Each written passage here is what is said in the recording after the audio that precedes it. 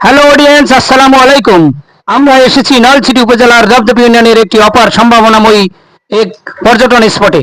এটা হচ্ছে কুমারখালীর মরা নদী, সৌন্দর্যের লীলাভূমি। এই মরা নদীটি দৈর্ঘ্য প্রস্থ মিলিয়ে প্রায় 8 কিলোমিটারের মতো বিশাল। এই নদীটির মাঝে মাঝে ছোট ছোট বালুচর দেখতে অসাধারণ।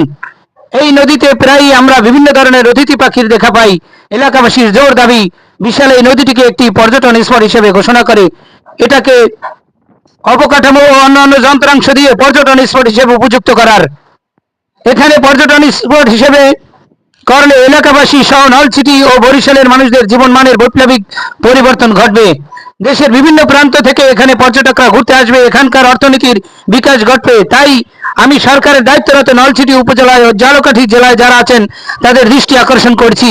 বিশেষ করে ঝালকাঠির রিচি সাহেব মহোদয় এবং বাংলাদেশ পর্যটন মন্ত্রণালয়ের দৃষ্টি আকর্ষণ করছি, যাতে কুমারখালীর মরা নদীকে পর্যটন স্পট হিসেবে ঘোষণা করেন। সকলকে ধন্যবাদ জানাচ্ছি।